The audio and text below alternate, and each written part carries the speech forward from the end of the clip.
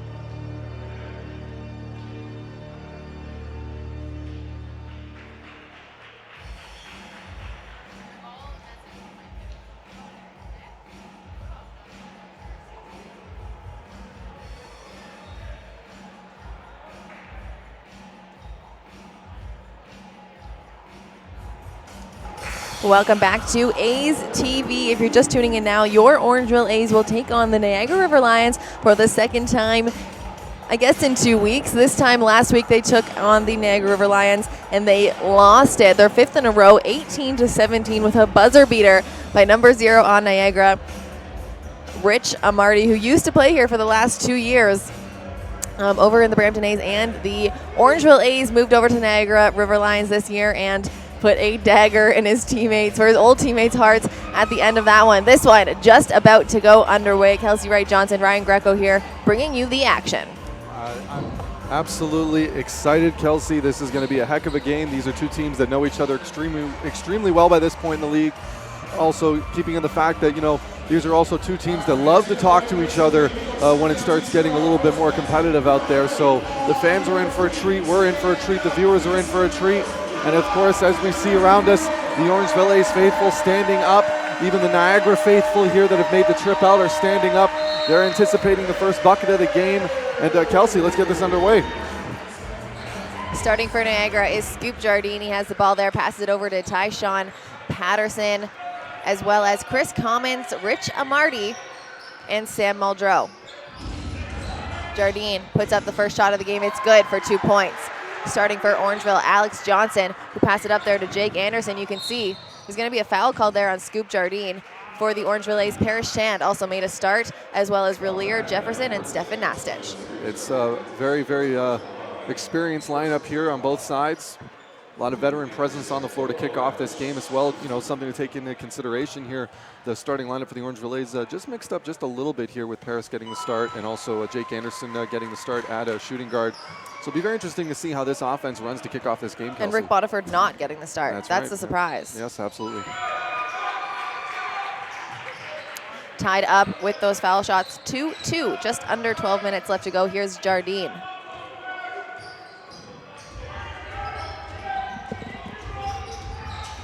Gets it over to Commons. Commons against the leading scorer. There we go. Tyshawn Patterson puts it in for 2 points. They take the lead now 4-2. Very impressive find there, and of course the help there coming to deny, but the help wasn't much good there if Commons was able to thread the needle like that going into the post. Johnson up top, comes off a screen from Shand. Kicks it out to the big man. Pump fake to the foul line. That one is just short. He gets his own rebound though. He'll go up, but it's blocked by Muldrow off of the leg of number 32 on that pink team. Now it's going to be Niagara ball on the baseline.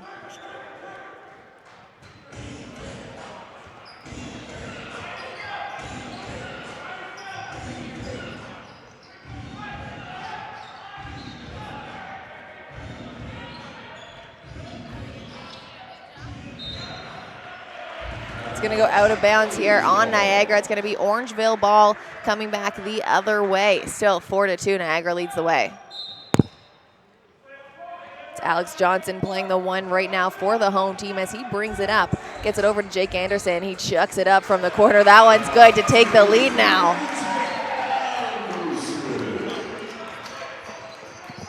Here's Jardine to Commons. Commons puts it up for the answer. That one just rattles out. Here's Anderson now to Jefferson in the corner. Jefferson into Nastich. With his left hand, once again, just rims out. Patterson over to Amarty. Amarty had the hot hand last game, and it looks like it's still smoking, Ryan. That one good for 3. Richard Amarty having a rough night last night, actually, from the three-point line. 1 of 7, gets off to a good start here. Jake Anderson finds Nastich. Nastich going to be called with a traveling violation. Niagara ball. Unfortunately, if he didn't get away with it the first time, he definitely wasn't going to get away with it the second time there, as we saw him a little shuffle of the feet as he was heading to the basket.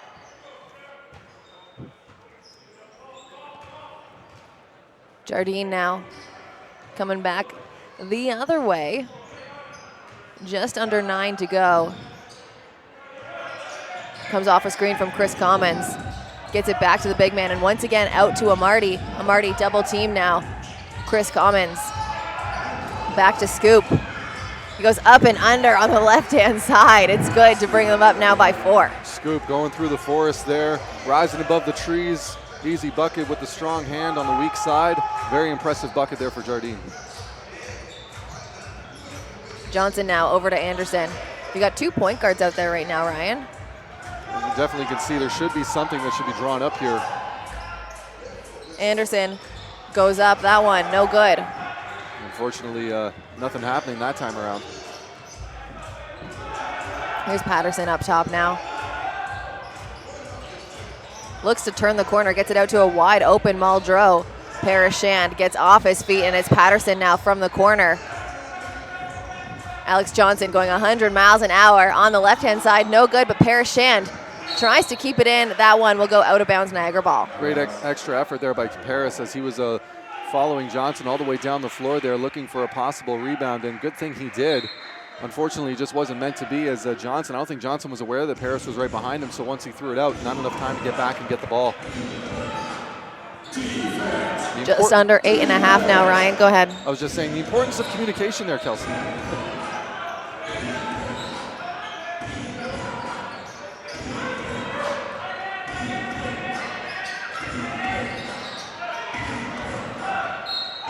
That one is right out of bounds. And it's going to be Orangeville ball. One thing we're seeing right now, a little bit of a flat start here on the offense for the Orangeville A's. 5 points in the first 4 minutes of this quarter, Kelsey.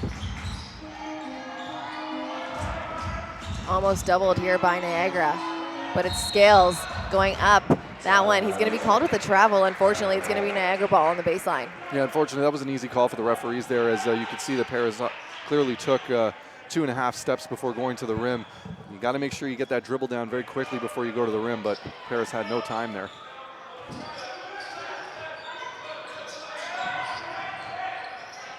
Muldrow from the three, he's left wide open, slings one back, and if you leave a big man open for that long, Ryan, they're still able to shoot it. Well, this is today's basketball, Kelsey. You can't leave the big man open, no matter, you can't really leave anybody open on the floor like that nowadays, especially big men who have such a polished post game. They usually have a very fine shot to go along with it.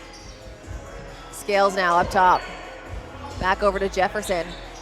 Looking to make something happen. 6 seconds on the shot clock. He goes up, gets Amarty off his feet, puts the shot up, and now Amarty's going to be called with his first foul of the game as Jefferson now goes to the line for 2. That was a great move there by Jefferson, especially being caught on his weak side. Amarty was there. He had the baseline available to him, but decided he wanted to bring it back up to one of his hot zones, a place that he's very comfortable shooting the basketball. Gets Amarty off his feet with the jump hook. Amarty very well aware that that is also one of Jefferson's favorite spots on the floor, but this time Jefferson caught him looking, and he gets to go to the line for 2. You can see crafty moves like that, Ryan, why Jefferson is 4th right now in the league in scoring. Yeah, absolutely. I mean, this is a guy that, you know, he's got a basketball family that's about as esteemed as it gets, right? And you can imagine that there's a lot of battles and even still conversations to this day about ways to make his game a little bit better. Scoop Jardine drives right down the middle. He'll be fouled, and he's going to go to the charity stripe now for 2. Yeah. Just to finish that thought there, you know, the text back and forth from, you know, brotherly love in the NBA, letting him know what he could be doing, what he should be doing.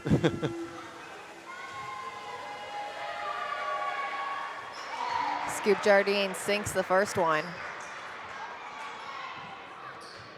This is actually the Lions' first trip to the line in this game.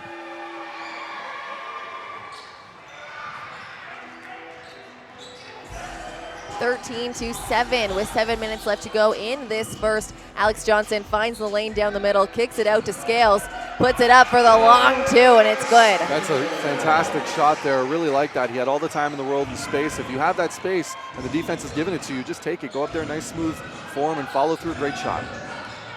Amarty over to Commons. Commons a backdoor into Patterson. That one almost looked drawn upright. That was executed so well. Well, Patterson, he has such long arms as well, and when he's got a guy like Alex Johnson guarding him, he's going to be able to get a step on him every single time just because of that length and physicality that he has going to the rim. Amarty feeling it tonight, slings it up from beyond the arc. It's no good. You know for a fact, excuse me, that Amarty's going to get his looks. Stefan Nastic showing why he is so good. He is 7 feet tall up there, Ryan, and you can see how high he holds the ball. It's almost impossible to block that. Absolutely. It was a very fine pick and roll move there. Nastic going to the basket. And that's part of the reason why we call him nasty is, he's not afraid. He'll go in against anybody in the league going to the basket there. You either get out of the way or you're going to have to foul him. And also just a little reminder to fans back home wondering why Marty was trying to tip it out there. The ball is still live on the rim in FIBA rules, right, Kelsey? Yeah, but he went through the basket. He was of course. He was just being yeah. a silly little boy. But that one is good for 2 points. As substitutions are now in for Niagara. There's Kirk Williams Jr. down to Carl Hall. Both substitutions in, and Carl Hall makes an immediate impact. Kirk Williams Jr. will get the assist. What a battle Hall and Nastic had last time these two hooked up just last Sunday, actually. We'll see if we'll see more of that in this game. Anderson from beyond the arc. Patterson able to get that rebound. Now he's going full steam ahead over to Scoop Jardine. Jardine doubled. Tries to find Patterson, but it's going to be Relier Jefferson who gets it, and because there was nobody in front of him when he fouled, that is going to be a clear path foul to get the shot and the possession back. It's a very fine move there by Jefferson. Patterson was trying to, it looked like he was trying to hook him at that last second, trying to stay in front of him, but Jefferson was just too fast for him on that one. And really, it all starts off, Kelsey, that entire play really starts off with a questionable pass across the perimeter in the half court there. Jefferson was able to read it. You can't lob a ball up in the NBL like that. There's just too many athletes on the floor ready to pick it off. Yeah, he got kind of double teamed over there. You could see kind of the panic in his body. Tried to just zing it over his teammate, but Jefferson is also 4th in the league in steals right now, and you can see why there as well as he grabs it, goes full steam ahead, plus now he'll get the clear path foul. Guys, we'll be back in just a few seconds.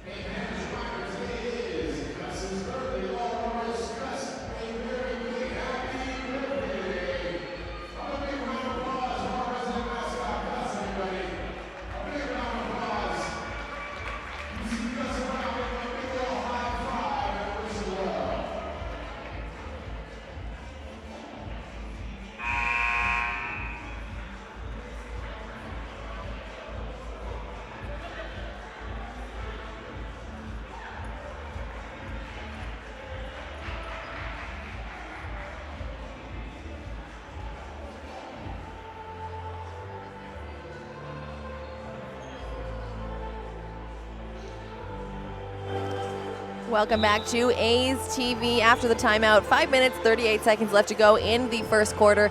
It is 17-11 right now as Niagara leads the way over Orangeville, but it's Relier Jefferson who's at the line now for a clear path foul. He'll get these shots plus the possession back as Jamison Tipping makes his way back onto the floor, Ryan, for the Orangeville A's. Jamison Tipping having a very, very good February.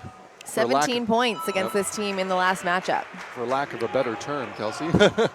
No, he's been a factor definitely for the Orangeville A's this season, and it's real promising to see one of their core guys playing so well this deep into the season, and you can only hope for more things like that moving forward. Here he is up top, able to play that one position. We've been seeing him there a lot actually as of late. Gets it over to Scales. Scales finds Nastic up top.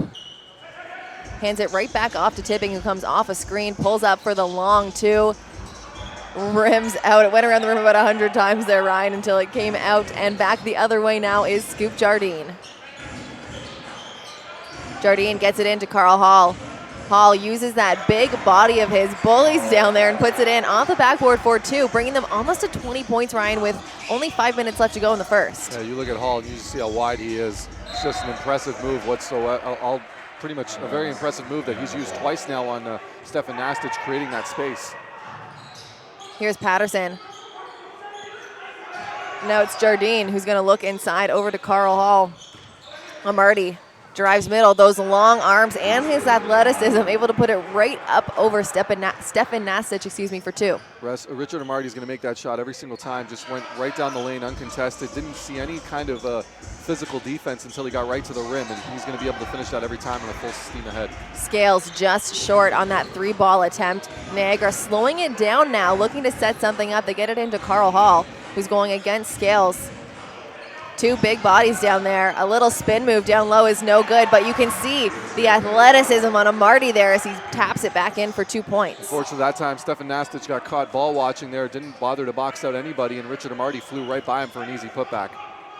The Orangeville A's now down 10 points with 4 minutes left to go in the game. Here's Anderson.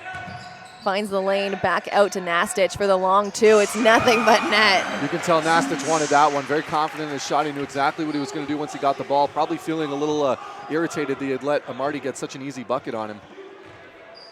It's Nastic and Hall now going against each other down low. Such a fun matchup to watch. Jamison Tipping will get the foul on that one as Scoop Jardine tries to go by him.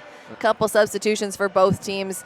For the Orangeville A's, number 31, Slim McGee is making his way on, and number 34, the new guy on the team, Orban Thomas. And for Niagara, it's number 23, Josiah Moore. We didn't see him last game, Ryan. He didn't play. No, we didn't. So it's going to be interesting to see what he's going to bring to the table. A couple of new faces, really, Kelsey, on this floor. Even though it's 2 exact same teams that faced each other last time Orangeville was in action. So we'll see what difference that makes moving forward. Here's Jardine up top. Couple crossovers later, gets right by his man, but can't finish. Jamison Tipping comes up with that board. Over to Jefferson, he finds the open lane, right into Orban Thomas. Welcome to the Orangeville A's. Orban Thomas, great finish there off of a series of fantastic passes. Jamison Tipping, you don't really notice it there, but he threaded it through 2 unsuspecting Niagara defenders before a great pass off there that allowed Thomas to finish. Here's Amarty now. Over to Williams. Back to Amarty. Going against Relier Jefferson. He puts it up. A fadeaway, but it goes right off of the hands of Moore, and it's going to be Orangeville ball. Yeah, the Tennessee Tech grad knocking it out of bounds there, trying to get that hustle going. But once again, the importance of boxing out, Kelsey. You know, when you box out, it just makes things like that can happen as well, where what was supposed to be a surefire offensive board is now turns into a tip out.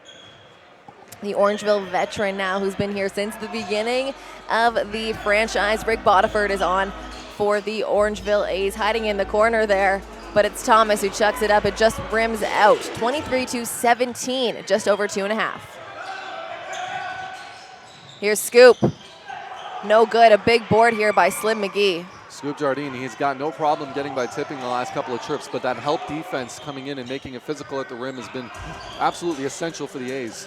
Relier Jefferson goes up, and Jardine is going to be called with the foul. These refs are really good at making sure the shooters land, and that's been 2 fouls now on that exact same kind of play, and now Jefferson will go to the line for 2. Jefferson is about as intelligent as they come as an offensive basketball player, and of course defensive as well, considering how many steals he averages a game. But when you can recognize the contact happening, and you know sometimes you do have to kind of sell it a little bit. You know, there's some people that may not be huge fans of that, but at the end of the day, it's getting him to the line, and it's giving the Orangeville A's a chance to get themselves back into this game and possibly take the lead by the end of the first.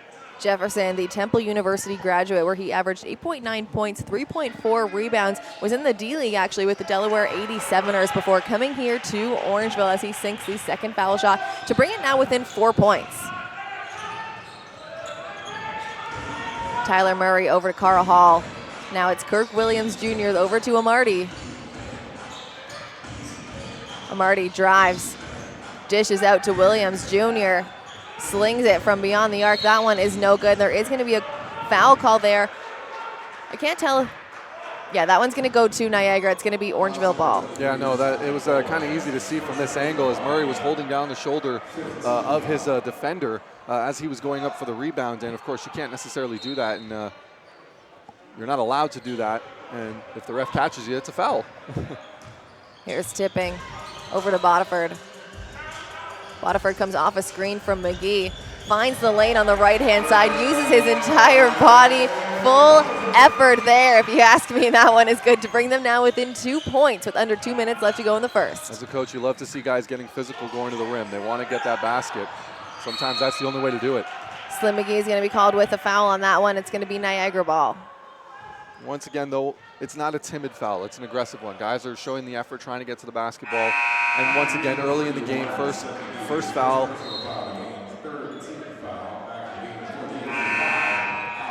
A couple more substitutions coming in. Both point guards making their way back onto the floor now for Orangeville. It's Alex Johnson, and for Niagara, Tyshawn Patterson.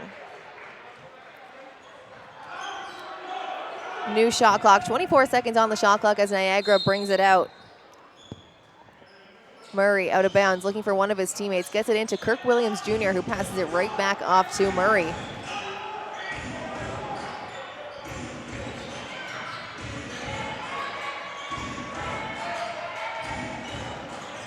Here's Carl Hall now looking to back down his defender. Gets it right out. And that one is good for Josiah Moore. Moore, great shot and rhythm there, though. He does need to make sure he's kind of being aware of where he's shooting that ball from. If he catches that in rhythm just a step further back, that's a three-pointer. Bodiford loses it to Moore. Great defense there by the River Lion. He comes back the other way over to Murray. Back out to Moore. Now it's into Carl Hall, and Jamison Tipping will be called for the foul. Unfortunately, that's kind of what you have to do when you have a situation of Carl Hall getting that deep into the paint. And I think it's becoming pretty apparent now, Kelsey. You just cannot allow Carl Hall to have that kind of space to work with under the rim, or else you're going to have no choice but to foul him. And that can cause some serious foul issues for the Orangeville A's if Hall continues his domination of the paint as he has so far in this game. Hall is a Wichita State graduate. He was the Mountain Valley Conference Newcomer of the Year in 2012, so a very, very talented player, going all the way back to university. Also played pro in France and Japan and everywhere. Now he's here in Niagara. Japan, huh? I wonder what that looks like. I bet he's a big sushi fan now, or really not, because it's probably not as good as it was in Japan. Possible. Here's Alex Johnson now, gets it in to Thomas. Going against Hall, just short, but he's able to get his own rebound. Kicks it back out, and here's Bodiford. Finds the lane once again on the right-hand side. Same move, same result. Give him another 2 points, brings them now within 3. Rick Bodiford looked very in control right now. He's picking his spots. Alex Johnson's going to be called with the foul there as Enrico Di Loretto comes on the floor now for the Orangeville A's. Niagara ball now on the baseline, 19 seconds on the shot clock.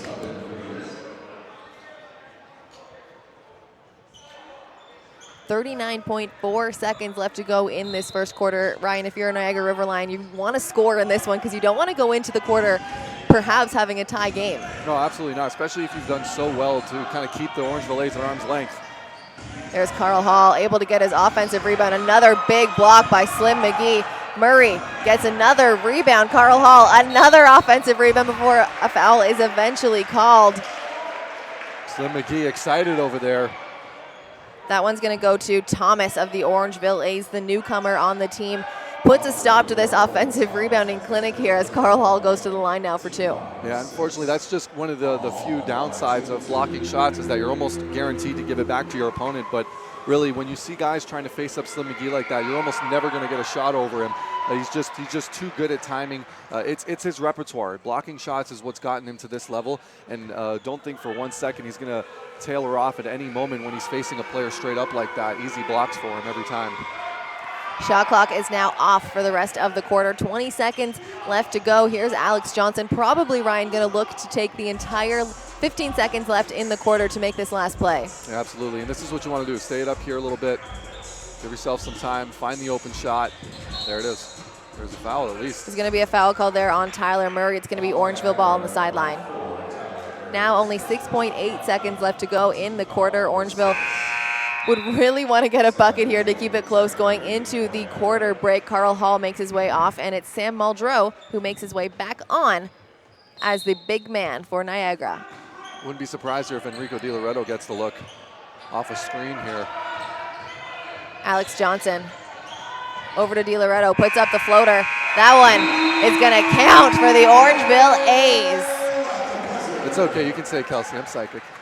Nah, I'm joking. I think Rico owes you a Coke or something on that one. At the end of the first quarter, it's 27-25, just a 2-point game here at Athlete Institute Niagara, leading the way over your Orangeville A's. It's a very impressive game so far here, Kelsey. Can't wait to see what's going to happen in the second quarter.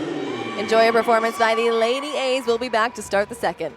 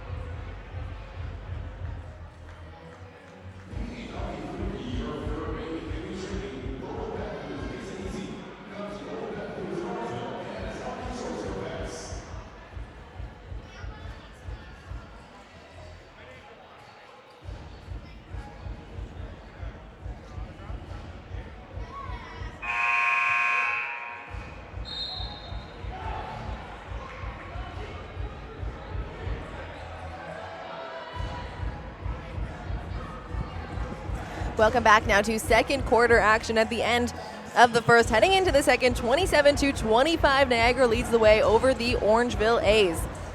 Leading the way in scoring right now for Niagara is Rich Amarty with 7 points. On the other side of the scoreboard, it's Relier Hollis Jefferson, who has 6 points right now for the Orangeville A's. Amarty also leading in rebounding for Niagara, and it's Chris Commons actually right now with 4 assists, leading the way for Niagara, but Alex Johnson is right there with 4 assists himself for the Orangeville A's, and Jake Anderson has got 2 rebounds, leading the way right now for the Orangeville A's. Fun fact here, Kelsey, Richard Amarty, 3 of 6 on the floor. He's already matched his total for made field goals from last game yesterday. Here's Orban Thomas, the new man on the Orangeville A's, makes a big impact so far in these first 2 quarters. Thomas, great finish there at the rim. Very, very athletic there. Chris Commons down low, putting a butt right into Thomas. Thomas having none of it. Great defense there by Orangeville. And it's Chris Commons who's going to get a foul on Slim McGee. Great defense there to start the quarter. Give that block number 4 to Slim McGee. And probably his most impressive one yet, as he was coming down to earth, was able to meet Chris Commons as he was going up. Very impressive display, but that just shows you his length and his ability to time shots. It's incredible. I think it's the new hairstyle today. Yeah. He's going for a bun rather than a pony. Yeah, it's working for him so far. It right? seems like he's very comfortable with it, so who knows? Here's Alex Johnson looking to turn the corner. Gets it now over to Bodiford. Bodiford into Thomas down low. 4 seconds on the shot clock. Thomas puts it up just short. But there is going to be a foul called. I think that one is going to go to Chris Commons. Commons getting a little heated. That's 2 in a row for him. He's pretty upset. He thinks that he didn't get a fair shake on that one. That's going to be his second foul of the game, and it looks like there's going to be a substitution for him. Kirk Williams Jr. will come on for Chris Commons, and it's going to be Orban Thomas, who goes to the line now for 2. You look at a guy like Kirk Williams Jr., Kelsey, he's almost a Swiss Army knife. You can put him in any position between the 2 and the 5, and you see that he'll get the job done. You rarely see him make unnecessary mistakes. And, you know, just when you see a guy like Chris Commons getting into foul trouble, to have a guy like Kirk Williams on your roster that can kind of step in and take control of that role and be physical despite being undersized in that position is a big asset towards this Niagara River Lions roster.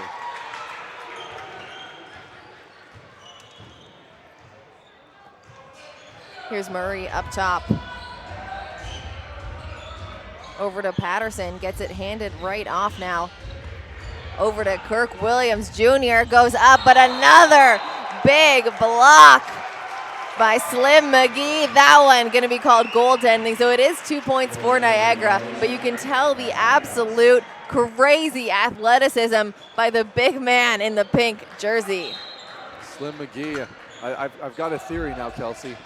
I think the bun is distracting the shooters now. Is that what it is? I think that's what it is, because it's flopping up and down when he goes up. I think it's like Wouldn't the pony be worse? It's, well, he hides He tucks the it pony. in, yeah, you're right, you're right. The bun is all out there for you to see. Here's Alex Johnson with the quick jumpy, no good. A big board by Muldrow. Kirk Williams Jr. now. 17 seconds on the shot clock, swings it. Muldrow tries to hand it off there to Tyshawn Patterson, but there is going to be a foul called there on Alex Johnson. It's going to be Niagara ball on the sideline. Stefan Nastich is subbed into the game. Stefan Nastich now, you're giving up a little bit of defense when you take off Slim McGee, especially when he's feeling it like this, but in return, you're going to get a guy who's very consistent at finishing at the rim, another important offensive option, and also not that bad of a shot blocker himself. Murray, we didn't get to see a lot of him last time they were here. He gets it right over, to Muldrow outside, able to get the offensive rebound there, and here's Muldrow once again, kicks it to Patterson. What a beautiful pass there into number 23, Josiah Moore. Wow, that assist was pretty. Tyshawn Patterson, I mean, he's got the length, he's got the IQ, he's an incredibly talented player, and he's showing off just why right there. Rick Boniford now over to Johnson. Johnson just short. A big rebound there by Moore, able to get it to Patterson. No numbers now for Niagara. Patterson is going to take it anyway. Off the right-hand side, he'll get that and one to fall, and that foul is going to go to Stefan Nastich of the Orangeville A's. You tell Tyshawn Patterson wants it. I mean, this is a guy, though, that was a part of that London Lightning team last year that made it all the way to the finals. This is a guy who knows how to get it done when he needs to. And even last year, very, very impressive and talented player. He's showing that he's only getting better with each year, Kelsey. Absolutely. What a veteran play that was. He saw that he didn't have numbers, but I think he looked up and said, you know what, I can take them anyway, and this is what it's going to come to. A three-point play if he's able to connect here as a couple substitutions make their way on for both teams. Paris Scales come on for the Orangeville A's, as well as Enrico Di Loretto, and for Niagara, Rich Amarty makes his way back onto the floor. Here's more substitutions now. Jake Anderson and Relier Jefferson.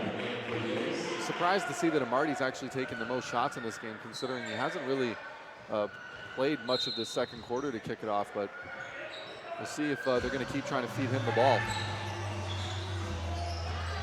He likes this gym, that's for sure. That's true. There's a steal there by Kirk Williams Jr. Tyshawn Patterson over to Amarty with the huge jam, and he looks out onto the crowd with a little skip. And there's the Amarty party sign out from the Niagara faithful behind the bench.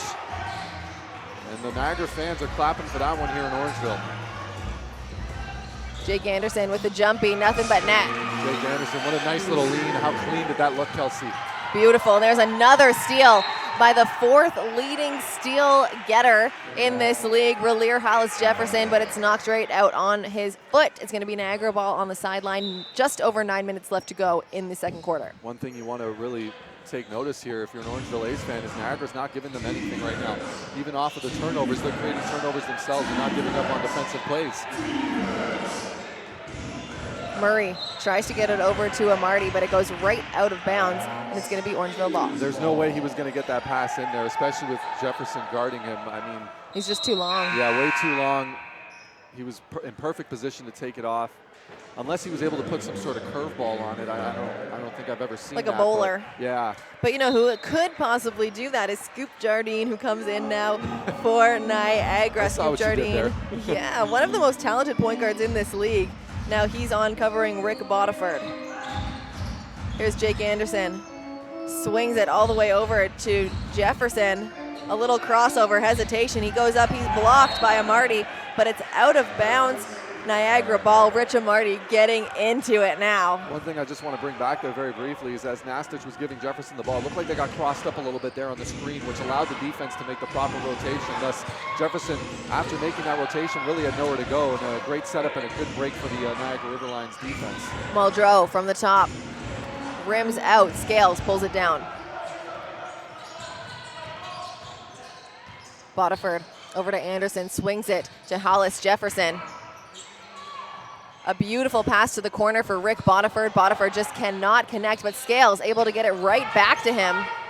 23 seconds on the shot clock. Now they get a whole new possession. Here's Jake Anderson coming off a screen from Scales. Another screen here. He rejects it from Nastich, who pulls up from beyond the arc. The big man for three. And knocks it down. Big shot there to Stefan Nastich, and a great recognition of drawing the defense in before kicking it back out. Nastich had the wide open look. And now Orangeville only down by 2, looking to try and maybe even take the lead after this possession. Need to get a stop first here, and there's a foul called. That one is going to go to Paris Scales, and it's going to be Niagara ball on the baseline. That's his second foul so far in this game with 7 minutes and 30 seconds left to go into the second. There's a timeout called by Niagara. They lead the way right now, 36-34. We'll be right back.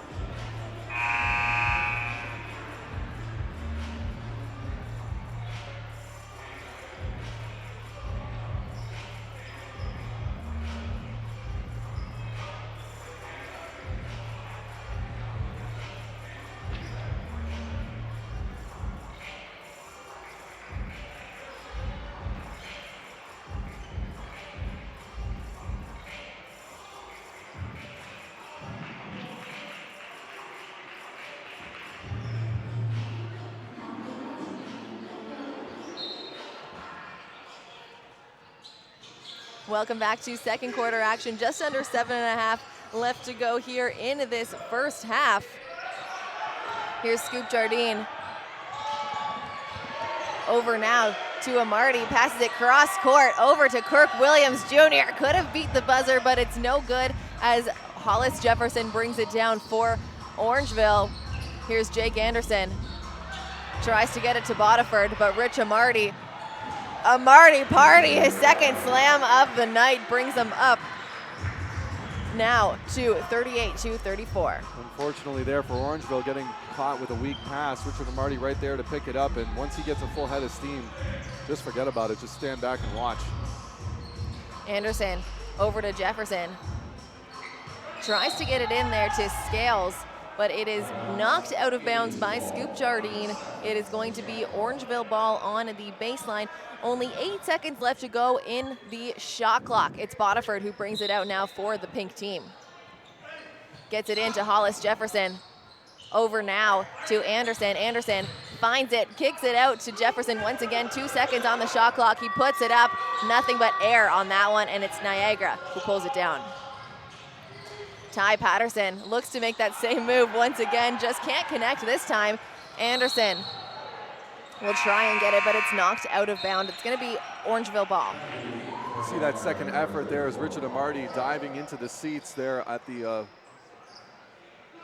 on the court. Jake Anderson going for the ball there. Showing that hustle though, as Niagara got 2 offensive rebounds out of that one, Kelsey. Just couldn't convert. Just over 6 minutes left to go in the first half. Here's Anderson. Over to Jefferson. Jefferson now passes it right back as they try and get it into the big man down low, being guarded by an even bigger man, Ryan. Here's Stefan Nastich. A little hook shot. Suspenseful it is as it rolls around, but it is good now for the Orangeville A's to hit 36. Ladies and gentlemen, that is what happens when you have the touch. Here's Tyshawn Patterson out to Chris Commons. And now it's Scoop Jardine who's going to make something happen for his team as he gets it out to Kirk Williams Jr. Puts it up, and it's good for 1, 2, 3. Once again, the importance of catching that shot in rhythm. Great pass right to the chest. Jefferson throwing it up in a great beautiful pass there by Jake Anderson, who kind of lost it mid-drive, able to scooch it back there to Paris Scales, and it's good now to bring them within 3. Great find there. Defense committed to one player. Anderson, once he got some space, was able to find it. Chris Commons knocks that one out. It's going to be Orangeville ball on the sideline. 5 minutes, 11 seconds left to go in the first half.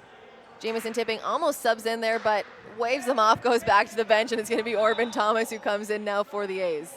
One thing I want to bring up here, Kelsey, I find interesting, I've seen it now on both sides of the floor for both teams, is today for some reason, a lot of the guys, when they see it looks like it might be a bit of a loose ball or it might be, you know, a play that is already dead, a lot of the guys have ended up paying for it on both ends, both the River Lions and the Orangeville A's. It just kind of seems like both teams are a little bit sluggish to start off this game.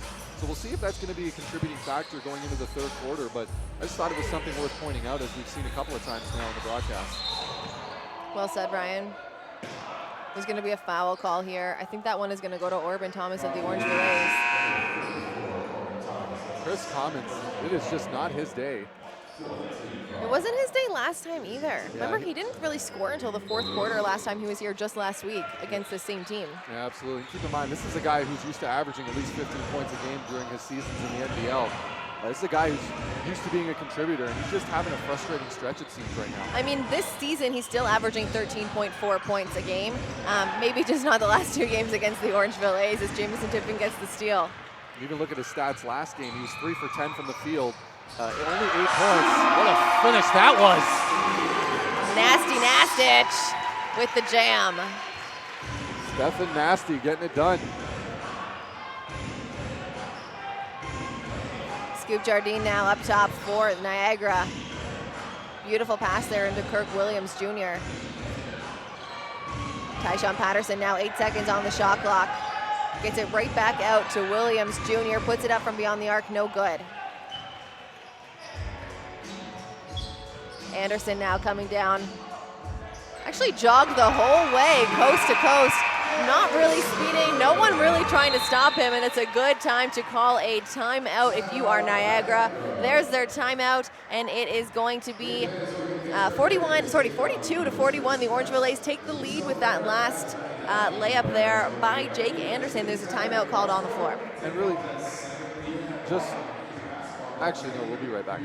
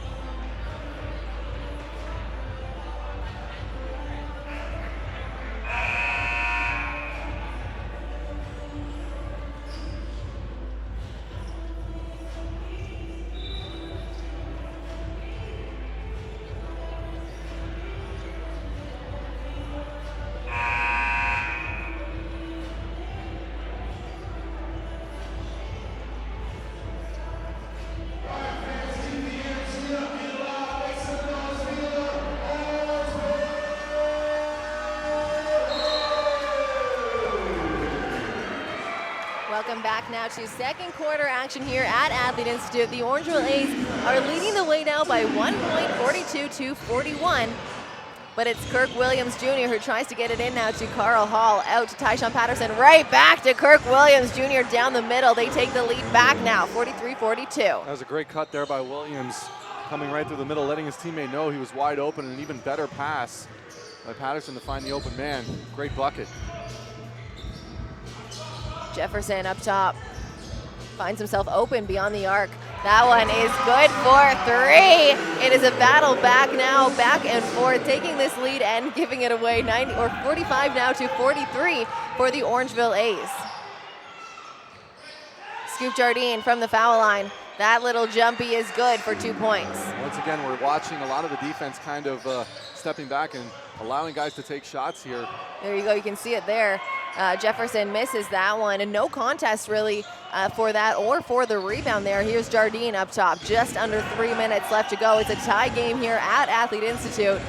Jardine kicks it out to Patterson. Patterson spots up from beyond the 3, nothing but net. Unfortunately, there was a situation there as Patterson was coming around that cut, or sorry, it was Jardine that was coming around the cut. We saw Nastich kind of leave off him and allow him to get around there, and that's what allowed him to find the open man up top of the 3. Jamison Tipping with the answer, and it's another 3 ball. There he is. He's got the response right back to Jardine, and now it's funny, Tipping and Jardine now smiling a little bit at each other as they go back and forth here. Anything you can do, I can do better, right? There's Jardine with a little jumpy, and Nastich cleans it up. Good help defense there. Jefferson goes coast to coast there. Got a pass right at the 45, took 1 dribble, went in as strong as he possibly could there on the left-hand side, and it's good for 2 points. It was a great find there, the basket. Jefferson, almost effortless the way that he got to the rim there, Kelsey, getting a step on his defender. Over to Carl Hall. It's just off of those popcorn fingers, Ryan, and that's what we call them. It's out of bounds. Orangeville ball on the sideline as Slim McGee makes his way onto the court. Absolutely, well said there, Kelsey. As we take a look at the replay here real quick, it kind of looked like, I mean, it was a great pass by Jardine. I think Hall really just kind of slipped up. He was looking at Jardine, and I think he was kind of mouthing and was like, you know, you don't have to throw it so hard, but at the end of the day, otherwise, he wouldn't have gotten that pass through if he didn't.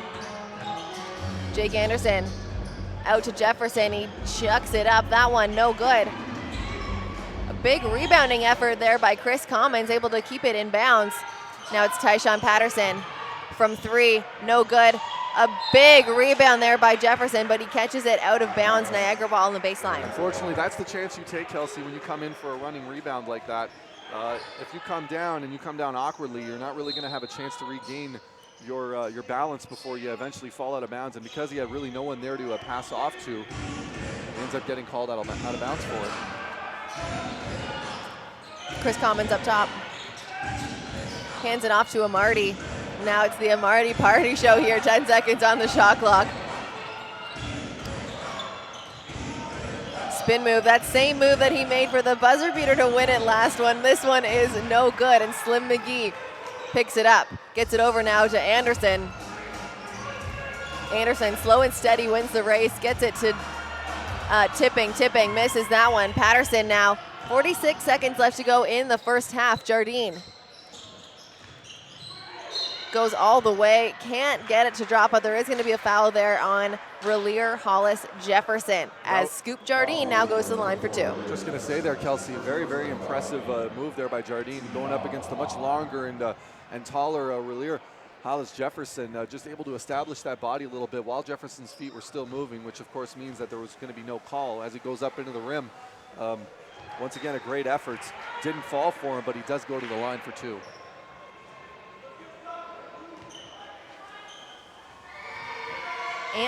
Antonio Scoop Jardine from Philly, played at Syracuse. I'm sure you remember him there, had one of the most successful seasons there that the Qs has had.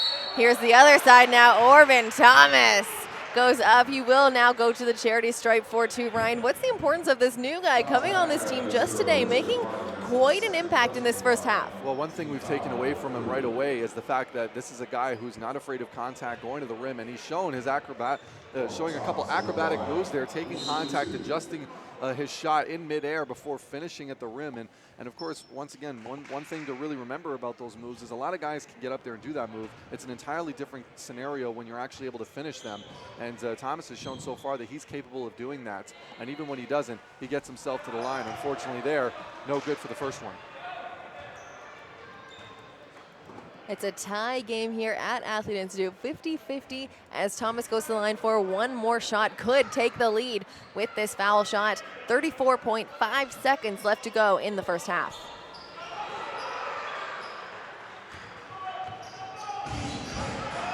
Here's Scoop Jardine. Over to Chris Commons from beyond the arc. It just won't fall. A big rebound by Thomas. Orangeville got away with one there, as you saw. Both defenders committing to Jardine, giving Commons the open look. Just couldn't knock it down, and his troubled day continues, if you will. About 0.2 difference right now from the shot clock to the game clock. So Orangeville gonna look to take the lead with nothing on the clock to finish the half. Here's Relier Jefferson, goes up, that one is no good, and that is the end of the half. To end it, Ryan, 50-50, Orangeville versus the Niagara River Lions. And it looks so far it's gonna be a very impressive game going to the end there. We'll see if the energy kind of picks up on both sides of the floor here. Orangeville kind of having those moments they're falling asleep on defense. Same thing for the Niagara River Lions, but one thing that's very good to take away if you're an Orangeville Ace fan, team shooting 45% from the field. Very impressive look so far, so we'll see what happens in the second half, Kelsey. We'll be right back.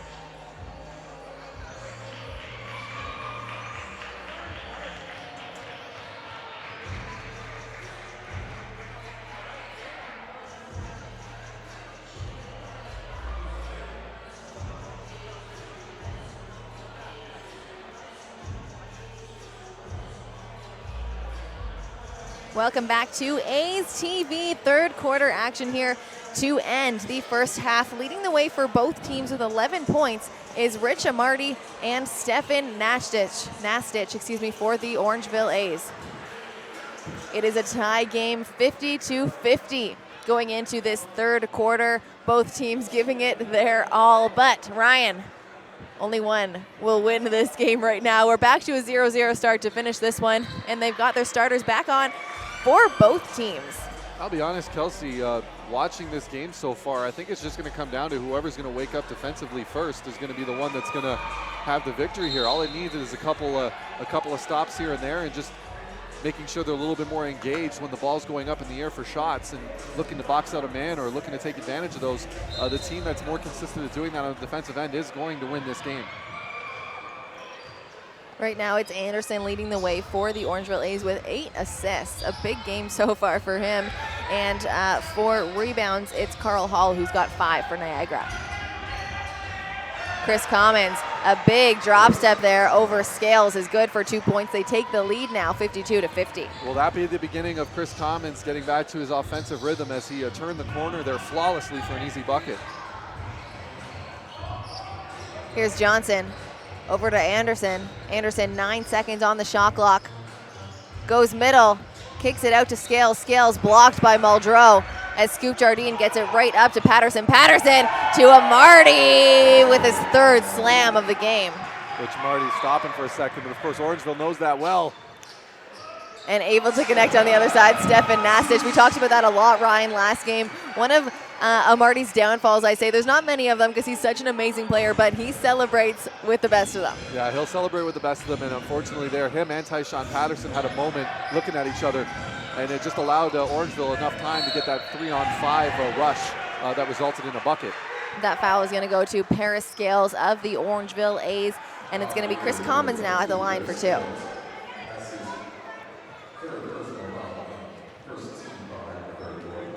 Scales has 3 fouls now, and Chris Commons has been on fire so far in the first minute, 10 seconds of this quarter. Chris Commons, the Toledo, Ohio native, went to Findlay for 2 years and the University of South Carolina, Aiken for 2 years. He's been pro since 2011, has been with the Windsor Express for 4 seasons, including 2 championships, and now plays on Niagara. Superman Johnson underneath. Now into Nastich for 2 points. It's big man against big man so far here. Alex Johnson doing a fantastic job there, kind of moving around, shifting the defense, forcing them to rotate and adjust to his movements. And at the last second, you see Stefan Nastich showing him a hand, showing him he's wide open after that rotation. Easy bucket. Great move and great play by the point guard.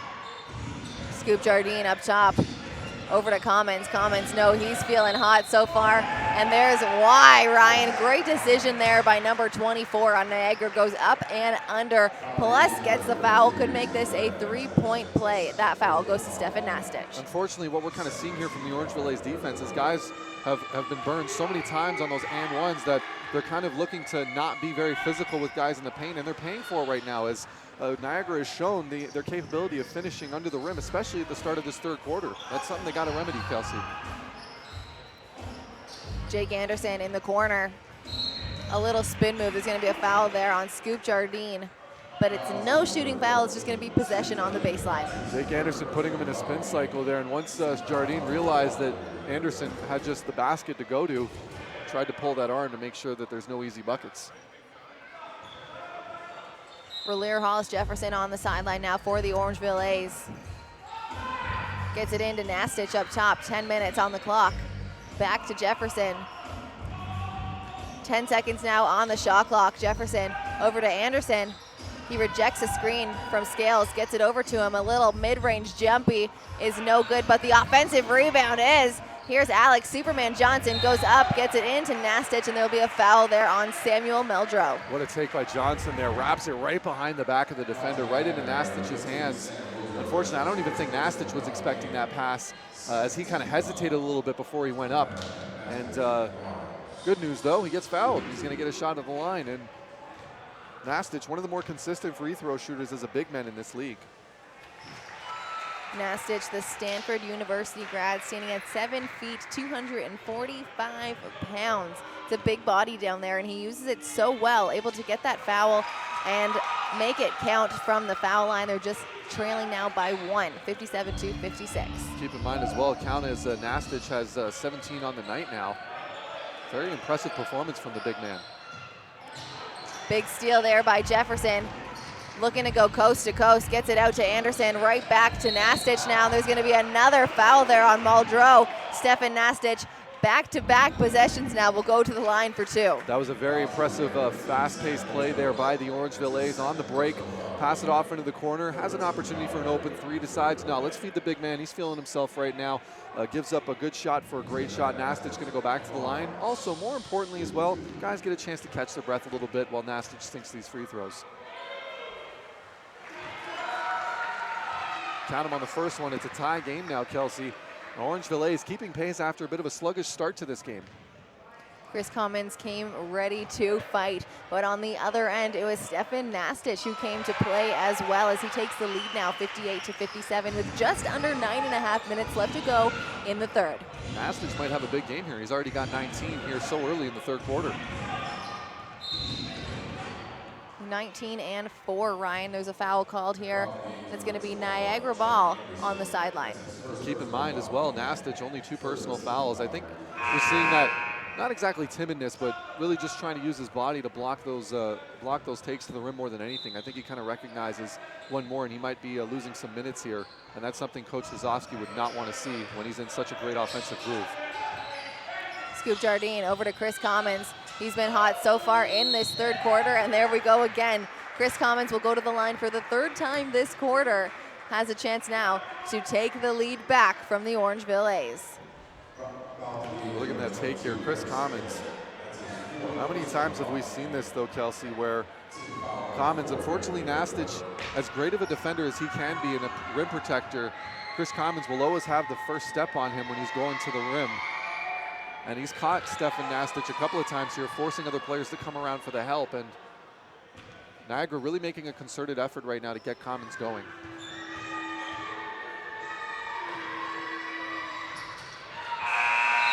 Nine minutes, 5 seconds left to go in the third. Jamison Tipping makes his way onto the court for the Orangeville A's. It's going to be Scales who takes a quick breather on the bench. And Niagara now leads the way, 59-58.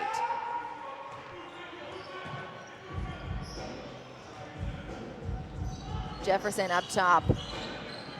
Hands it off to Anderson, gets it to Jamison Tipping from beyond the arc, off the bench. That one no good. A big rebound here by Scoop Jardine. There's going to be a foul called on Jamison Tipping. It's going to be Niagara ball on the sideline. Not happy with that call, Ryan. No, he's not happy with that call because he feels that it was a clean swipe, but unfortunately it kind of did seem like he was able to catch a little bit of arm when he went for that.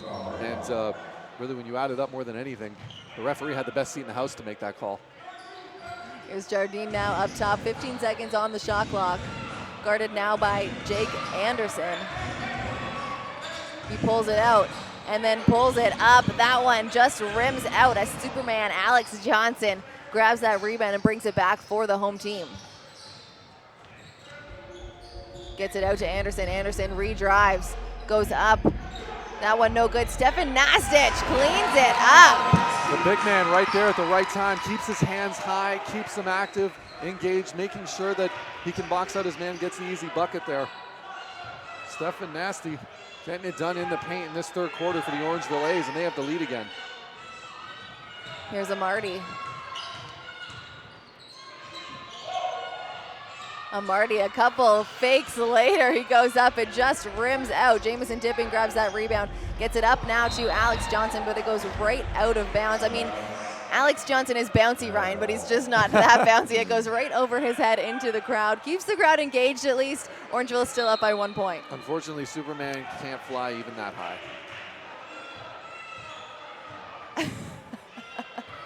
That was such a dad joke, and I love it. We'll be all right.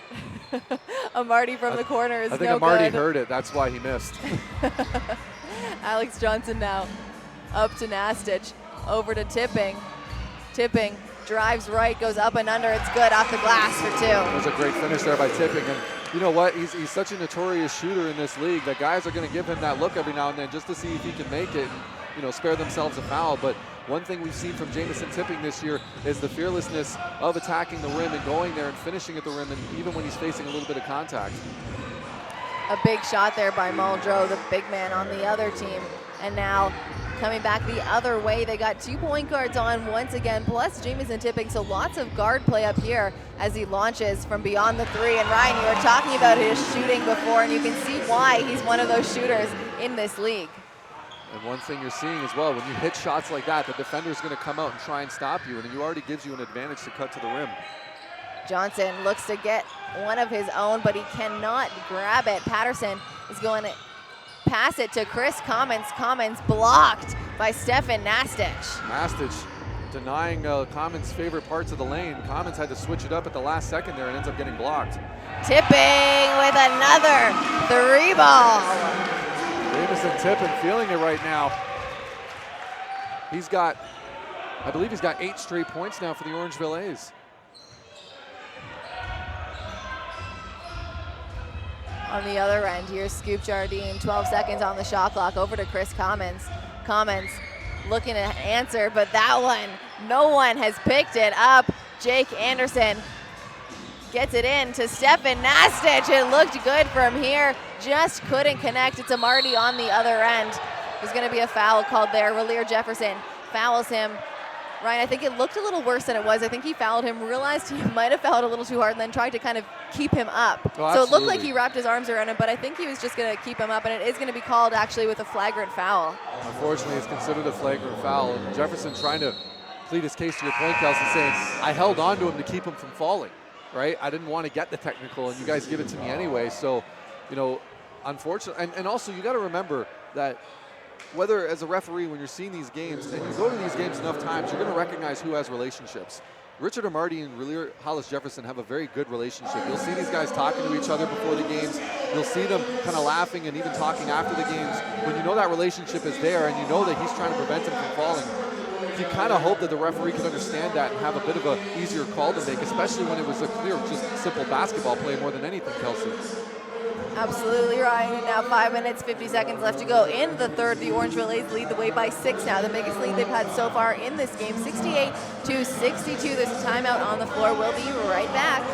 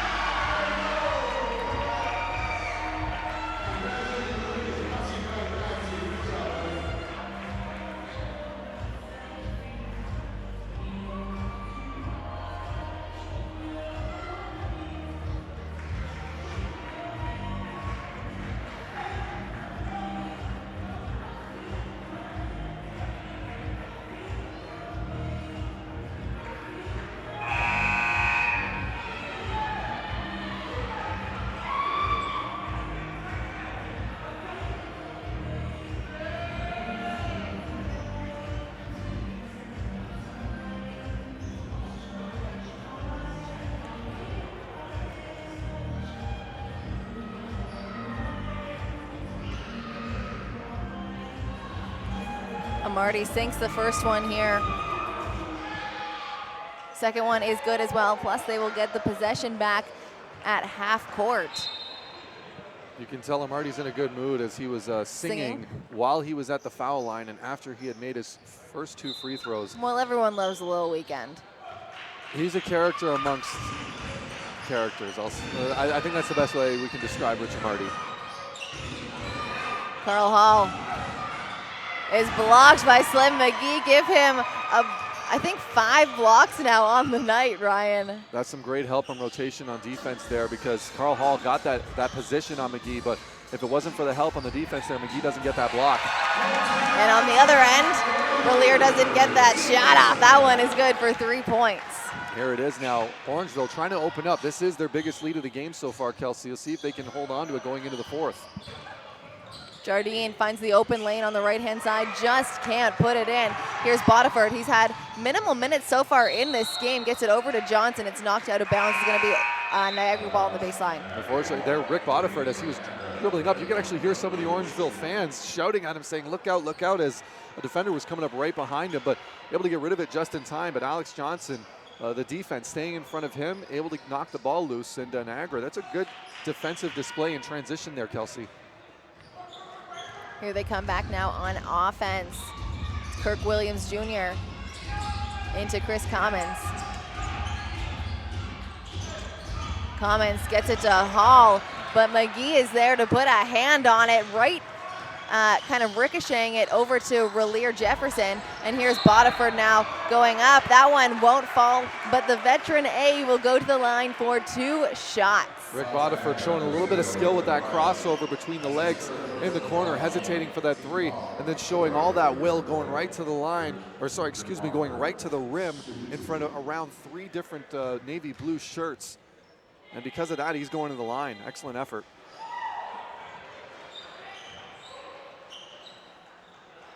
Four minutes, 42 seconds left to go in this third quarter. Bodiford is 0 for 2 from the line, able to almost get his offensive rebound, but it's just slips out of bounds there with 4:39 on the clock. Orangeville still leading the way, 71-64. There's Rick Bodiford saying it's on me, but his teammates trying to pick him up a little bit. They need him engaged and focused. He is a big part of this team at the end of the day, and they're just trying to remind him that. Here's the matchup we saw at the end of the game, last game, Amarty and Rick Bodiford.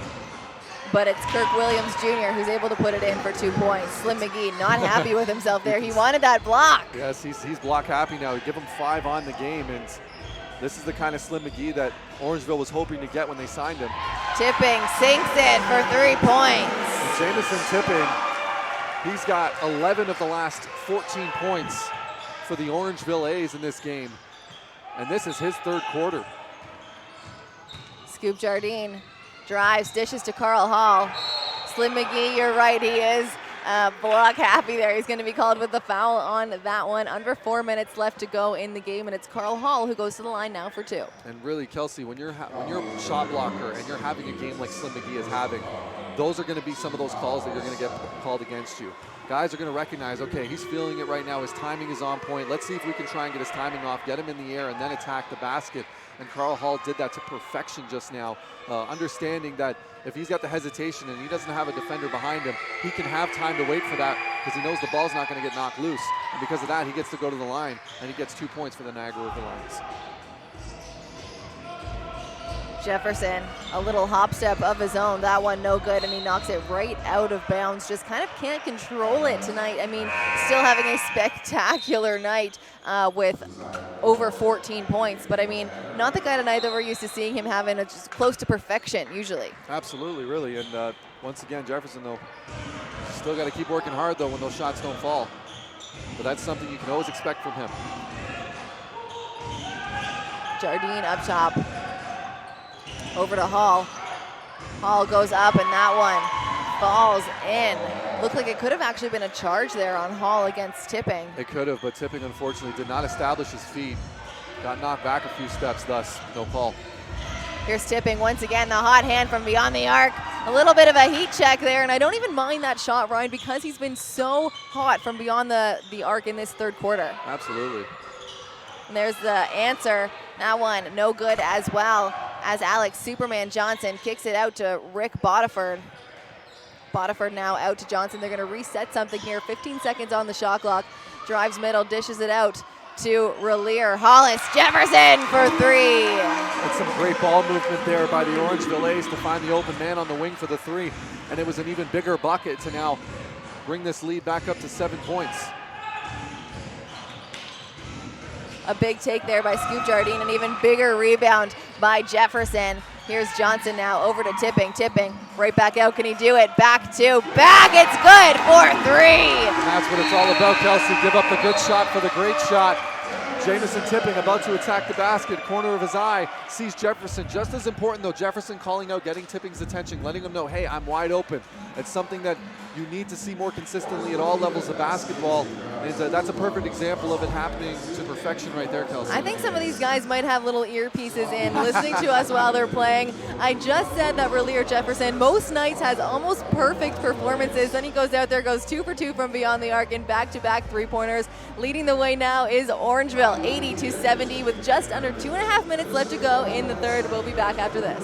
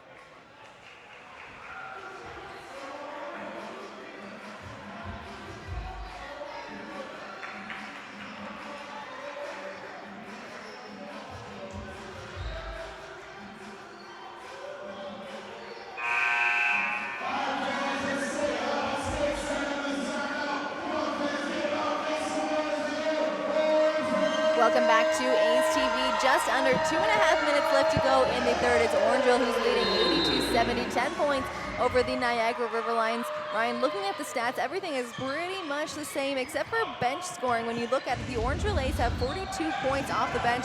Niagara only 23. Oh, really? Hall there almost getting caught with a turnover there. I'm already there to pick it up, though.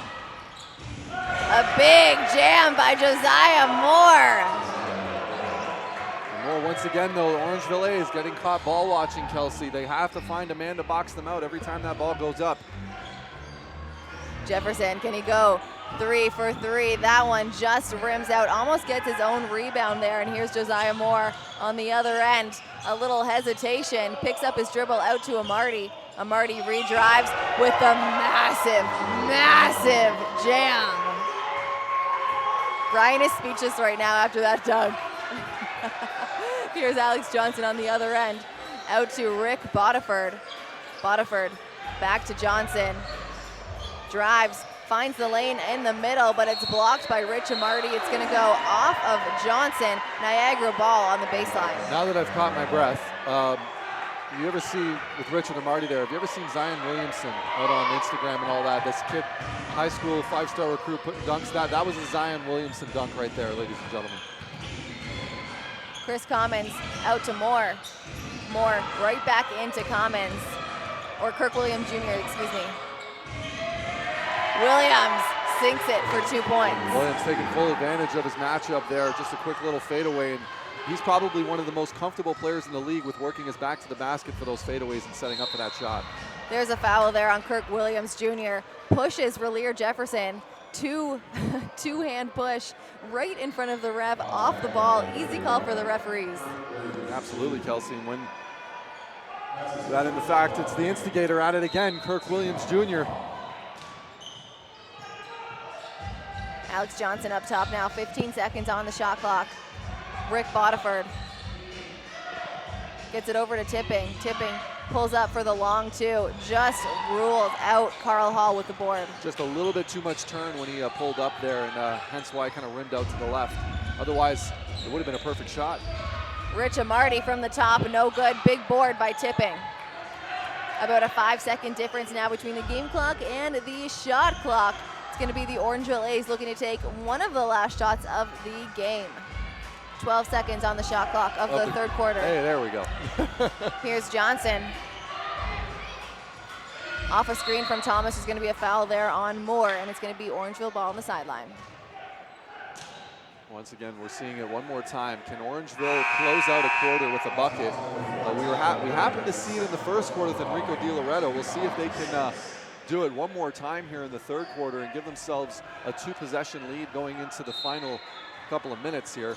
The final quarter of the game, excuse me.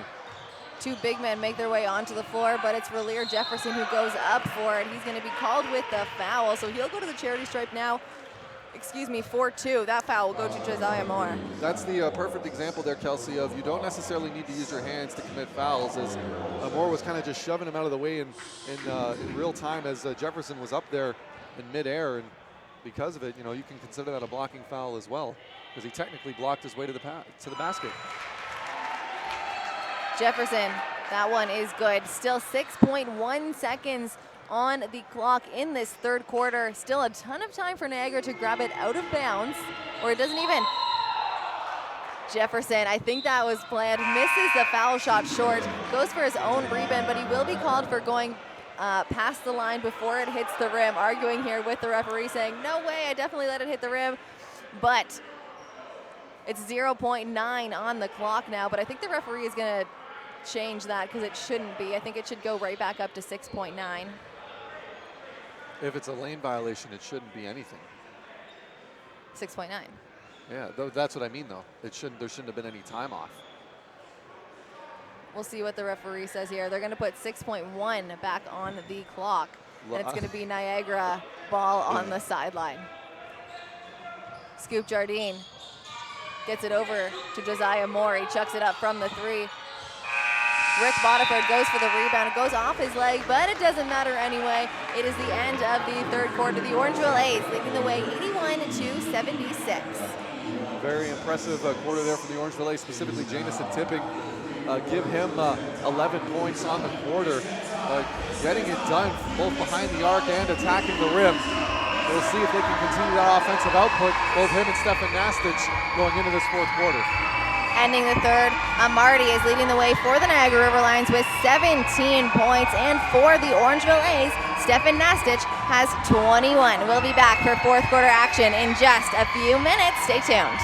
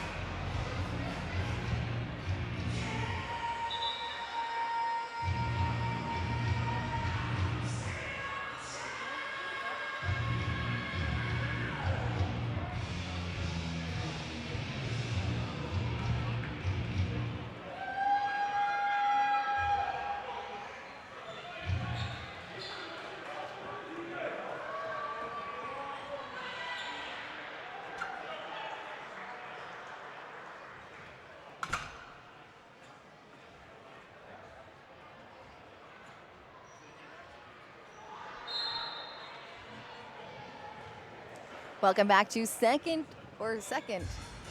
welcome back to fourth quarter action here. We're all a little off today. At Athlete Institute, 81-76. Your Orangeville A's are leading the way over the Niagara River Lions in a rematch of last week's buzzer beater game where they lost their fifth in a row. They're not looking to lose this one here today, Ryan. You can see the fight in all of the players for these Orangeville A's team wearing their lucky pink jerseys, as Tipping misses just short to start the quarter. It's interesting. I asked them before the game, why are they necessarily wearing the pink jerseys? And they just responded simply by saying they like them. We like them. Yeah, well, they're cool. Kirk Williams Jr. I do like the camo. I do like the camo design. Like digital camo. Right? Here's Relier Hollis Jefferson up top. Over to Tipping. Tipping swings it to DiLoretto. Rick Bodiford now up top, 10 seconds on the shot clock. It's into Nastich.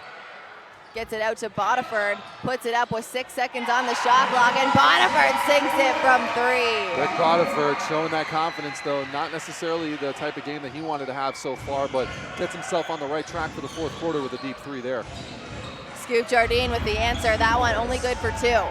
Jardine cutting past his defender, gets a little bit of open space, knocks it down. Bodiford, a heat check, and yep, he's still hot, folks. Rick Bodiford's continuing to get it done, brings the lead up to 9 now. That's the kind of thing that you really see in veteran players. They don't necessarily need to have a stellar game the entire game, but when it matters, they come to play. And you can see that with Rick Bodiford here with back-to-back three-pointers. Great defense here on Rich Amarty as he goes up. 4 seconds, the floater is good for 2 points. Unfortunately, Rich Amarty is just so long and so athletic. His strides, I mean, 2 strides can get him right to the basket as Kirk Williams Jr. falls a little bit there as Jefferson with a nice cut. Yeah, just dizzled him there up top. Yep. Able to get it in now, and it's Jamison Tipping playing the 1 for the Orangeville A's. Turns the corner, pulls it out, gets it in to Stefan Nastich. Right back out to Tipping, who launches from the 3, and it's good. This team absolutely on fire from beyond the arc to start this quarter. Absolutely love that play there. Kelsey Nastich realizing he doesn't have the angle to get by Richard Amarty. Doesn't want to force anything up, just kicks it right back out to Tipping. He knows Tipping's been hot. Muldrow underneath. A couple pump fakes down low is good enough to get the foul from Stefan Nastich, and Muldrow will go to the line for 2. Unfortunately, Kelsey, when you have your man that you're guarding, you come off on the help and you see that he's wide open under the rim there. Nastich had really no choice but to be over aggressive there and really kind of time a block shot, especially considering the fact that Muldrow had such great position in the post there. Eventually Muldrow, being the savvy player that he is, getting Nastich off of his feet with a couple of pump fakes, and then goes up as Nastich is coming down for the foul. Muldrow can't connect. He has got 6 points on the night. When he played with the Riverlines last year, Ryan averaged 9.94 points a game, so still on par to get his average from last year here tonight. Here's DiLoretto up top, over to Tipping. Tipping swings it to Jefferson. He drives, kicks it out to Stefan Nastich. A long rebound and a big board by Amarty, who looks to go coast to coast. There's going to be a foul mid-court on Stefan Nastich, just under 9.5 left to go in the game. Nastich there kind of looked like it may have been a bit of a frustration foul as he was trying to knock it loose from Amarty. We've seen how deadly Amarty can be when he gets a full head of steam. I'm sure Nastich is going to want that mid-range jumper back, though. Tyshawn Patterson has picked up on the slack. Not slack per se, but Sammy Zaglinski out tonight. Tyshawn Patterson getting serious minutes here in this game. He's going to take it out of bounds right now for Niagara as Slim McGee makes his way back on for the A's. So this is a necessary substitution. You got 9.5 minutes still left. Your starting center's got 4 fouls. Easy call. Muldrow up top, over to Scoop.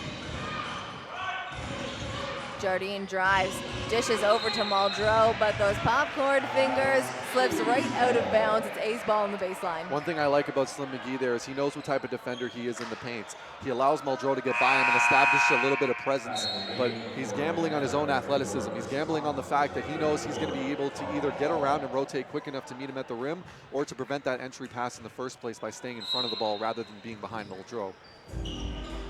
Well said, Ryan. Chris Commons comes back onto the floor, as well as Carl Hall. Here's Jefferson up top, 12 seconds on the shot clock. Over to DiLoretto, finds the open lane, finger roll down the middle is good. One thing I love about these shooters this year, Kelsey, on the Orangeville A's squad is these are guys that are not afraid to take it to the rim. If you give them space, they will take full advantage of it for easy buckets. Scoop Jardine up top.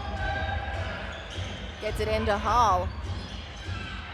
Hall looking to take on Slim McGee. Kicks it out to Patterson. An extra pass there to Chris Commons. Back to Patterson up top. Just off the back rim there. A big board by Slim McGee. A very big board. And Tyshawn Patterson, usually a guy who's known to make very clutch shots for this team. He's been doing it for a lot of his career in the NBL. And really, I'm kind of surprised that he missed that one. Bodiford picks up his dribble, gets it out to De Loretta, who launches from the three. That one is no good. Carl Hall grabs the board. Tyshawn Patterson just close enough maybe to make De Loretta flinch a little bit there. Scoop Jardine is no good on that one, but Chris Commons chucks it up now. It's Amarty from the three-pointer, once again short. Chris Commons sat out a lot of that third quarter. They've got a very fresh and very talented player on the floor, Niagara does. And Orangeville is going to need to bring that extra effort right now, especially in the paint. Points in the paint right now, Ryan. It's Niagara leading the way with 42 points in the paint. Orangeville A's only 30. Three-point shot's been so huge for Orangeville today. Relier Jefferson goes up for the third time. It's offensive rebound after offensive rebound here for Orangeville.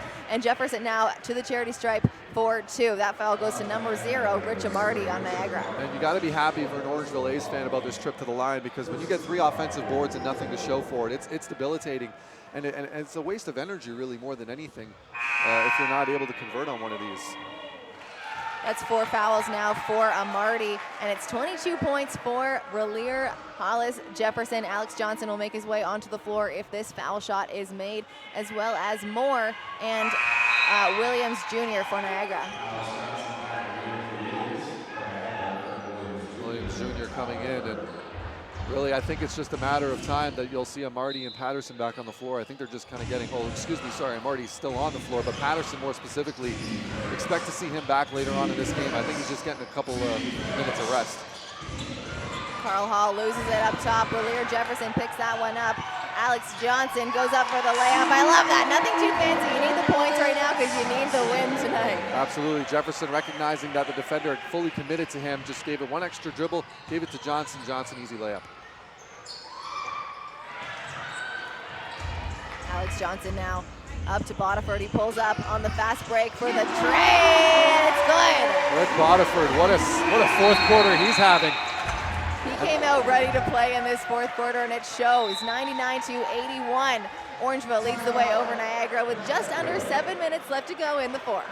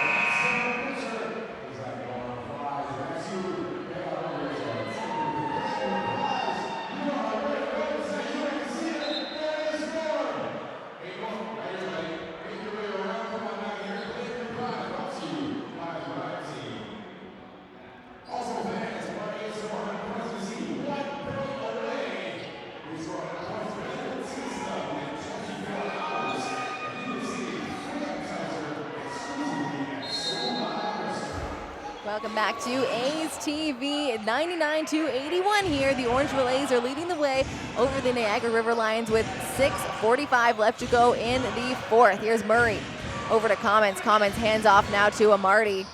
Back to Commons. Alex Johnson goes for the steal, but there is going to be a foul called there on the point guard. 14 seconds on the shot clock. It's going to be A's ball, or Niagara ball, excuse me, on the baseline. Alex Johnson wanting that call back more than anything. Even meanwhile, Chris Commons almost feeling like he got away with one there a little bit. tapping his chest saying, my bad. Commons into Kirk Williams Jr. Back out to Commons now up top and back into Kirk Williams Jr. A two-man game here. That one will not be successful, but there is an offensive rebound here by Amarty. Tries to get it into Carl Hall, but it's swiped away by Relier Hollis Jefferson. Rick Bodiford, goes for his three ball, who's been so hot so far in this fourth quarter, but that one just can't connect. The roof would have came off this gym if he had hit that one there. Another block here by Slim McGee. Make it another one there, but he will be called for the foul for that one. McGee picks up another foul in this game. Make that his third foul of the night as Carl Hall goes to the line now for two. Ryan, Carl Hall kind of has an interesting story. In 2017, diagnosed with a heart condition that caused him to lose consciousness due to kind of a lack of blood going to his brain. He got on the right medicine 2 years later, stabilized his heart, and he was able to return to basketball. And just 4 years after that, Hall was a starter on the biggest stage in college basketball at the Final Four for Wichita. Unbelievable story there for Hall. And you know, when you hear and see a story like that, it's really no surprise when you see his tenacity on the court and his ability. Really, it just never seems like any moment is too big for him. And I think that has everything to do with the fact that this is a guy who didn't know if he was going to be playing basketball at this level from a very young age. And for him to make that comeback now at this point, just a very talented player with a lot of heart and hustle. And he's one rebound away right now from a double-double on the night, and I'd be surprised if he doesn't grab that in the next 6 minutes here of the fourth. Here's Slim McGee now for the Orangeville A's. Spin move with the left hand off the glass is good for 2 points. Slim McGee showing he can get it done on the offensive end as well. Something he said he's been working on pre-game. And you'll see him out here in this game. He'll be out there by himself taking those shots, trying to establish his offensive game.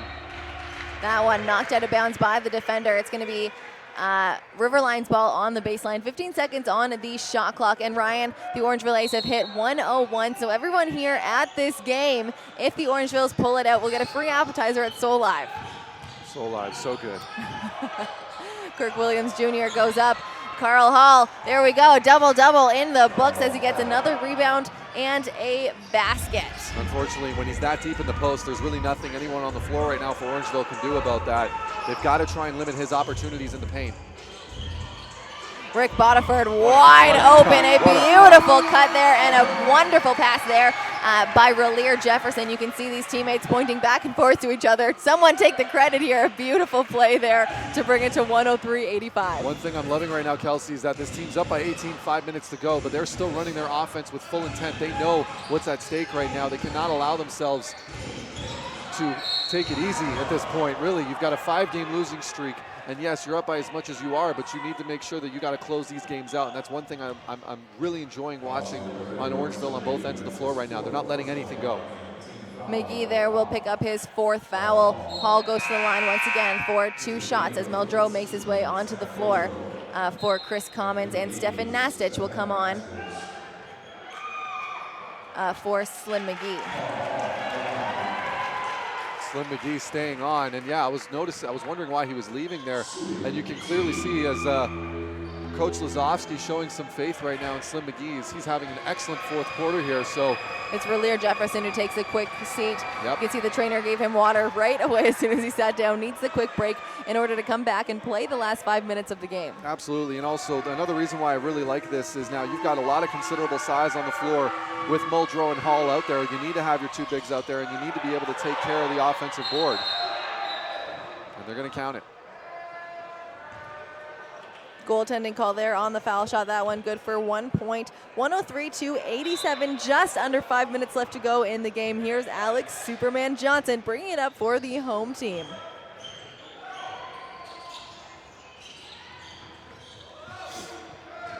Tries to get it into McGee.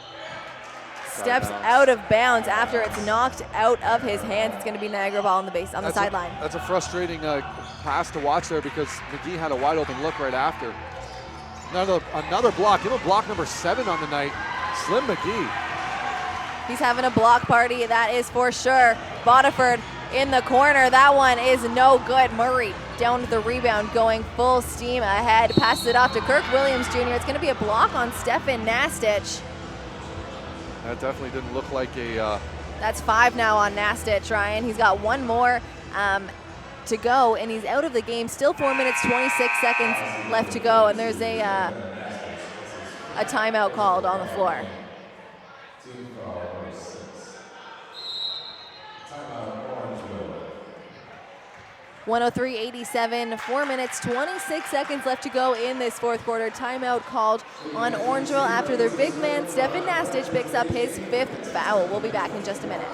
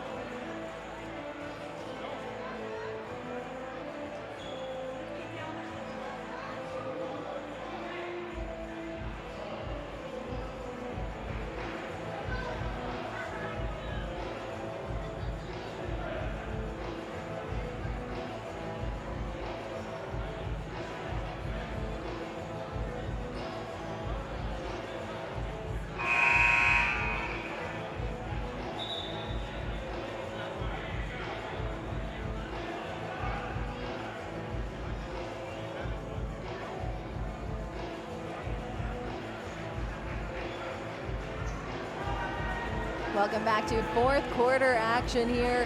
4 minutes, 26 seconds left to go in this game. The Orangeville A's are leading the way 103-87 over the Niagara River Lions, who took a game over them just last week, 118-117. But Orangeville right now having a monster fourth quarter.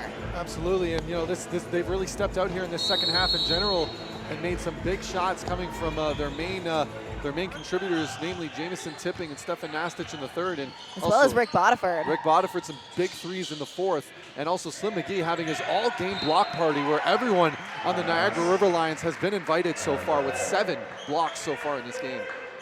The Orangeville A's, have 6 blocks on the night, and I'd go to assume that that is all Slim McGee. Absolutely. Oh, and then it's 6. Well, actually, yeah, that's right, because he got called for a foul on one of his blocks. A big block there, making 7 now on the night. There's one for Relier Hollis Jefferson. Bodiford, his whole bench screaming at him to shoot the ball. He has been hot so far in this quarter, but it's a great decision there by the veteran. Use the clock that you have. You get another opportunity now in the corner, and that one is good for 3. And you see he's feeling it, Rick Bodiford. And that's his favorite part of the floor. He likes those corners. His shot style kind of works for him there. He likes that high arcing shot. Here's Jefferson. Picks up his dribble out to DiLoretto now. Alex Johnson up top.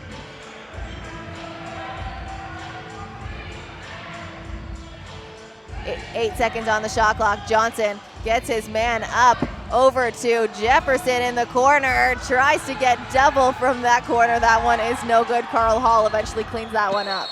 There's going to be a foul call there on Carl Hall. A great sell there by Rick Bodiford. 3 minutes, 14 seconds left to go in the fourth. That is Carl Hall's only his first foul, Ryan. It's only his first foul, but it's funny. I'm just taking a look at Rick Bodiford, and it's like, ladies and gentlemen, that is why you wear a mouth guard when you're playing at this level, because you just might wear one, whether accidentally or on purpose. DiLoretto from the 3. Joining that 3-point club. The Orangeville A's now at 109. Still 3 minutes left to go in the fourth. Orangeville now shooting over 54% from the 3-point line.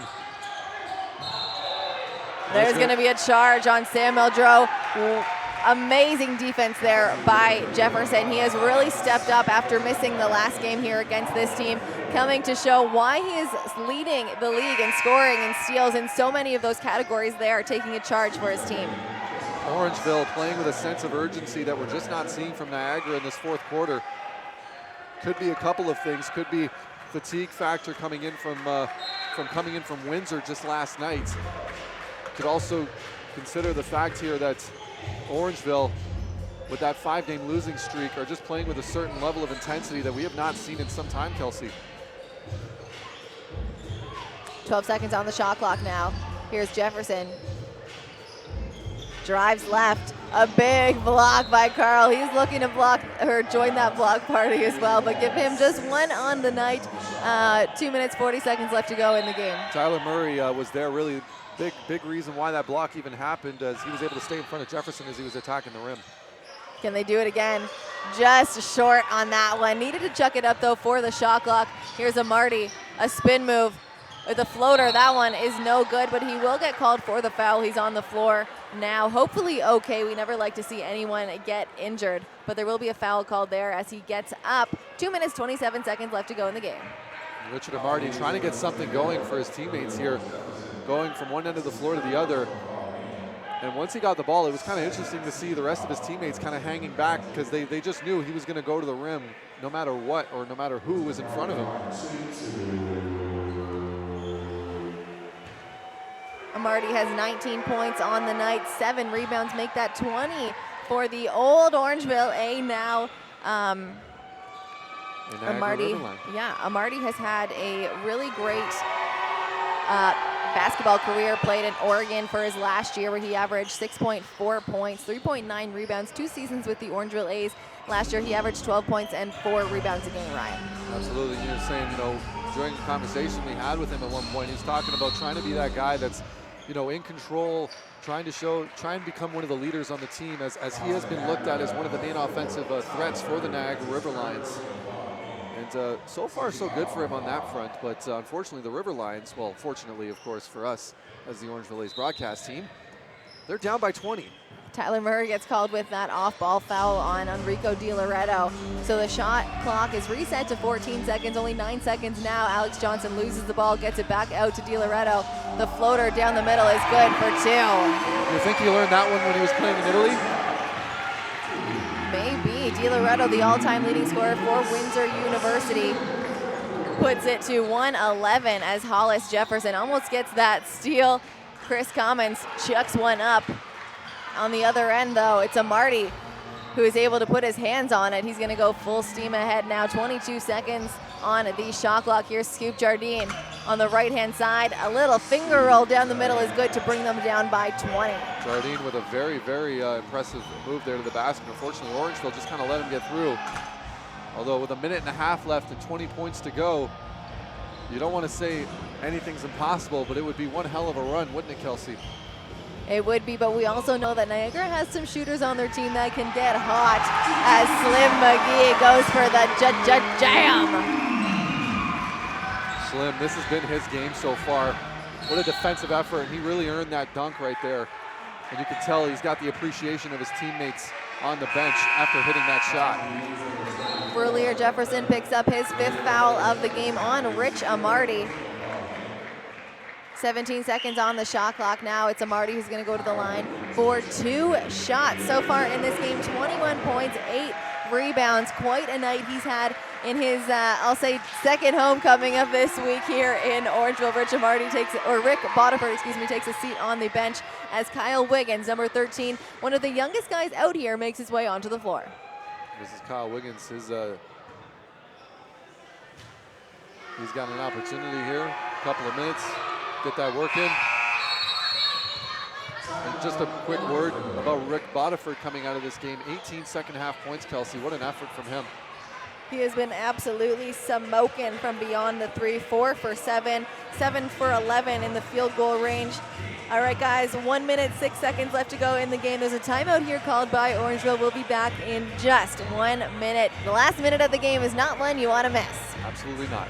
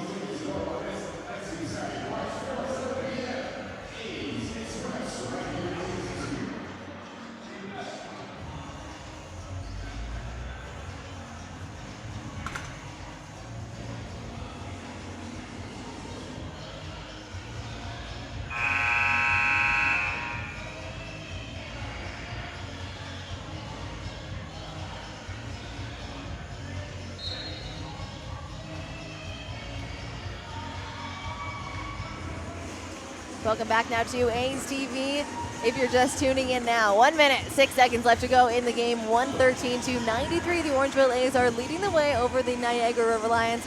Ryan, this could end a 5-game losing streak for the Orangeville A's. How important is that for this team? Oh, it's huge, absolutely huge. When you think of the month that they just had to start off March on such a positive note like this. You'd hope to see that, especially when you've got some new guys on the roster and the first game that they're a part of is a victory. You can imagine those good vibes can keep going because those guys weren't here for the 5-game losing streak. You hope that that kind of positivity is going to build off on everyone moving forward. Kyle Wiggins trying to join that three-point club. That one just will not fall. Rich Amarty on the other end has had slam after slam tonight. The crowd not as excited as they would have been there for the Wiggins three-pointer, but there's 30 seconds now on the clock, 17 seconds on the shot clock. The Orangeville A's have iced this one against the Niagara River Lions. A little bit of a comeback after the last game where they lost it, just a buzzer beater to the same team. Absolutely, and you look at the second half scoring right now, Kelsey. The Orangeville A's putting up 50 in the first half. They've put up 63 in the second, and they've outscored the River Lions 63 to 41, or sorry, excuse me, 43. And that really just tells it right there. Orangeville just came to play in the second half, and Niagara just didn't. There we go. That's going to be it for this game. At the end of this one, 103-95.